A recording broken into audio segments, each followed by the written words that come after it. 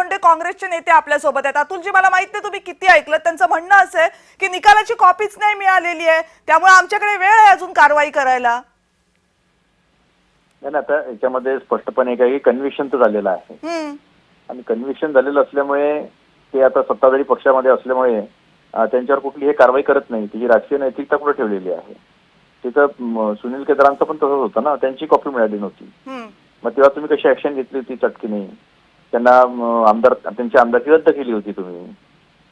ती या गोष्टी ज्या आहे या स्पष्टपणे महाराष्ट्राच्या जनतेसमोर समोर येत आहेत की सत्ताधारी पक्षातला असला की त्याला शिल्ड करायचं, त्याला वेळ द्यायचा, आणि विरोधी पक्षातला असला की त्याला 2 मिनिटाचा वेळ द्यायचा नाही. संध्याकाळपर्यंत कोर्टाची कॉपी, ह्याच्या पहिले विधानसभेची कॉपी आली होती, अध्यक्षांचा निर्णय आला होता.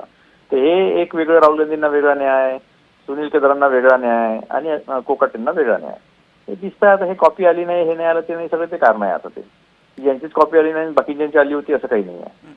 बरं, आता याबद्दल तुमचं काय म्हणणं आहे की राजीनामा राहिला बाजूला, आमदारकी काढणं राहिलं बाजूला, फक्त खाती तेवढी काढून घेतली, म्हणजे अशा याची गोष्टीमध्ये खाती काढून घेण्याचा काय अर्थ आहे? या सरकारला सत्तेमध्ये राहण्याचा तसाही काही अधिकार राहिलेला नाही. ज्या महाराष्ट्रामध्ये एका शेतकऱ्याला सावकार किडनी विकायला लावतो, त्याची तक्रार सुद्धा अधीक्षक घेत नाही, आणि तिथे सुद्धा काय होतं काय होत नाही, तो कोणत्या पक्षाचा संबंधित आहे का सावकार, त्याची सुद्धा काही माहिती येत नाही, आणि मीडियामध्ये सुद्धा त्याच्यावर खूप मोठी चर्चा होत नाही. दुर्दैव आहे महाराष्ट्राचं. असं किडनी विकण्यापर्यंत शेतकऱ्याला जावं लागत असेल आणि तक्रार घेतला जात नसेल, मुख्यमंत्र्यांना, जे गृहमंत्री आहेत त्यांना तरी पदावर राहण्याचा अधिकार आहे का?